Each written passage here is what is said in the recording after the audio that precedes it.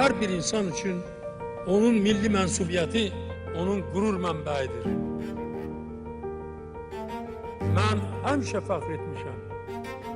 Bu gün də fəxr edirəm ki, mən Azərbaycanlıyam. 15 iyun Milli Qurtuluş Günü həsrətlə, Qurtuluşun sədası birliyimizin nəğməsi adlı tədbirdə